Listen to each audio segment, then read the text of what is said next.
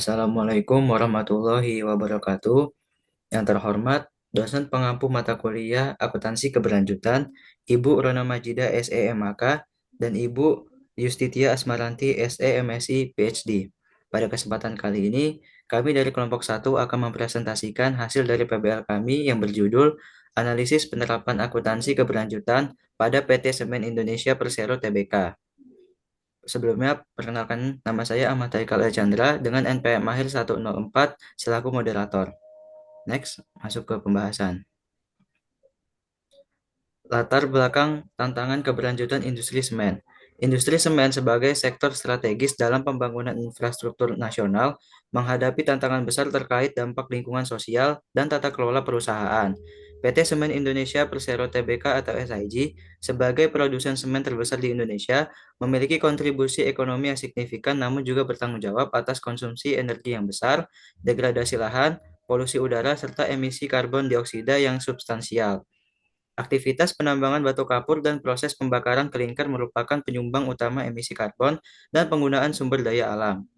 Dalam konteks ini, akuntansi keberlanjutan menjadi instrumen krusial untuk mengintegrasikan aspek ekonomi, sosial, dan lingkungan ke dalam pengambilan keputusan perusahaan. Next. Selanjutnya ada poin-poin penting dari akuntansi keberlanjutan. Yang pertama yaitu ada pengukuran dan pengelolaan dampak. Akuntansi keberlanjutan memungkinkan perusahaan mengukur dan mengelola dampak operasional secara transparan, memenuhi tuntutan akuntabilitas non-keuangan dari pemangku kepentingan. Yang kedua yaitu kinerja lingkungan meningkat. Penerapan green accounting terbukti secara signifikan meningkatkan kinerja lingkungan pada industri berat seperti semen, energi, dan juga pertambangan. Yang ketiga yaitu meningkatkan kepercayaan investor.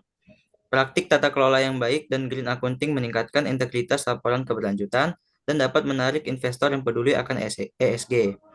Yang terakhir ada kepatuhan standar global. Pelaporan sesuai GRI standar dan indikator ESG menjadi pedoman utama. Penting bagi perusahaan publik seperti SIG untuk menjaga reputasi global. Studi terbaru menunjukkan bahwa pelaporan keberlanjutan memiliki nilai strategis sebagai jembatan antara praktik green accounting dengan kinerja perusahaan, baik di bidang ekonomi maupun lingkungan. Investor semakin mengutamakan perusahaan dengan tingkat transparansi ESG yang tinggi. Selanjutnya akan dilanjutkan oleh rekan saya. Baik, sebelumnya perkenalkan nama saya Dava Dupur Taiksan dengan ujian PM 103, rumusan masalah dan tujuan penelitian. Yang pertama adalah rumusan masalah. Poin satu, bagaimana penerapan akuntansi keberlanjutan SIG ditinjau dari aspek ekonomi, sosial, dan lingkungan. Yang kedua, sejauh mana pelaporan keberlanjutan SIG sesuai dengan standar GRI, standards atau indikator ESG. Bagaimana akuntansi keberlanjutan berkontribusi dalam mendukung praktik operasional yang bertanggung jawab. Tujuan penelitian. Poin satu, menganalisis penerapan akuntansi keberlanjutan SIG berdasarkan aspek ekonomi, sosial, dan lingkungan. Yang kedua, mengevaluasi kesesuaian pelaporan keberlanjutan SIG dengan standar GRI Standards atau indikator ESG. Yang ketiga, mengetahui kontribusi penerapan akuntansi keberlanjutan dalam mendukung praktik industri semen yang bertanggung jawab. Isu konseptual, tantangan dan peluang di SIG. Yang pertama ada integrasi ESG yang menghadap ke atas, artinya ESG lingkungan sosial tata kelola harus terintegrasi ke strategi bisnis, bukan cuma program tambahan. Jikalau perusahaan dapat menerapkan integrasi ESG ini, perusahaan mampu membuat reputasi perusahaan meningkat dan lebih dipercaya oleh investor. Yang kedua ada dampak sosial dan komunitas menghadap ke kanan, yaitu fokus ke hubungan dengan masyarakat sekitar, lapangan kerja, seperti lapangan kerja, kesejahteraan, konflik lahan, dan program CSR. Tantangan dalam dampak sosial dan komunitas ini menjaga hubungan baik dengan masyarakat. Apabila dapat dilaksanakan, citra perusahaan pasti menjadi lebih positif. Yang ketiga adalah yang menghadap ke bawah, risiko iklim dan transisi energi. Menggambarkan tantangan perubahan iklim dan peralihan ke energi bersih. Tantangan dalam menjalankan risiko iklim dan transisi energi adalah mengurangi emisi karbon dan penggunaan batu bara. Apabila dapat dilaksanakan, perusahaan dapat inovasi energi ramah lingkungan. Yang menghadap ke kiri, governance and transparansi rantai, yang artinya fokus pada tata kelola perusahaan dan keterbukaan dalam supply chain. Tantangan dalam menjalankannya adalah mencegah korupsi dan memastikan standar etika. Yait- Dan apabila dilaksanakan dapat meningkatkan kepercayaan publik. Bagian tengah, titik fokus, yang artinya menunjukkan bahwa SIG harus menyeimbangkan semua aspek itu sekaligus. Sekiranya sekian yang dapat saya sampaikan, materi selanjutnya akan disampaikan pada teman saya.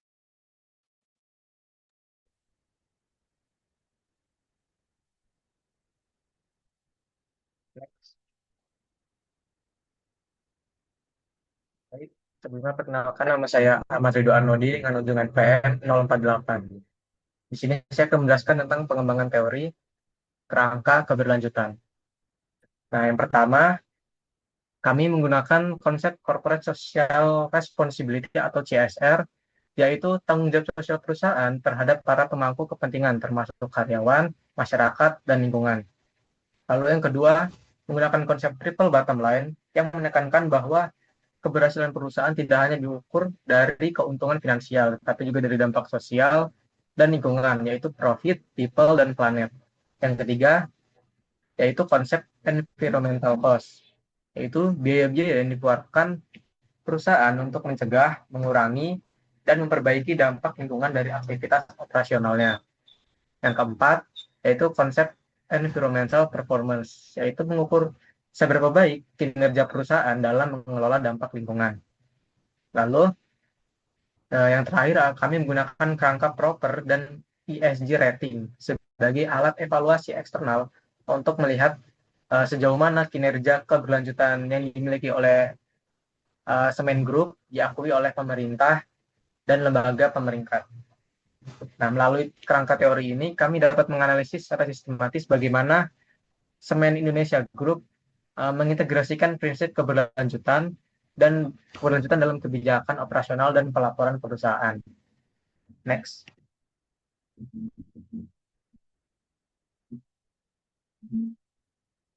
Lalu di sini ada triple bottom line di Semen Group Indonesia, yaitu profit, people, and planet. Nah, yang pertama dari sisi profit atau aspek ekonomi.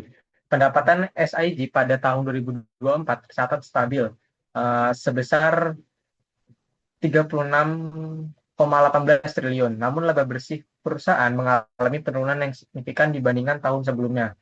Hal ini menunjukkan bahwa meskipun penjualan stabil, profitabilitas perusahaan ini tertekan oleh biaya produksi yang tinggi, terutama karena proses produksi semen yang sangat bergantung pada energi dan menghasilkan emisi karbon yang tinggi.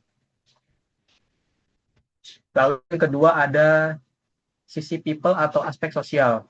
SIG telah menjalankan berbagai program tanggung jawab sosial dan lingkungan. Sejak tahun 2015 tercatat sekitar 9,8 juta orang telah menerima manfaat dari program sosial perusahaan. Pada tahun 2024, biaya CSR yang digunakan itu mencapai lebih dari 112 miliar. Namun pelaporan perusahaan masih kurang menjelaskan dampak jangka panjang dari program-program tersebut. Nah, artinya kegiatan sosialnya ini sudah dilakukan, tetapi evaluasi keberlanjutannya masih perlu diperkuat, terutama terkait dampak sosial dari aktivitas penambangan.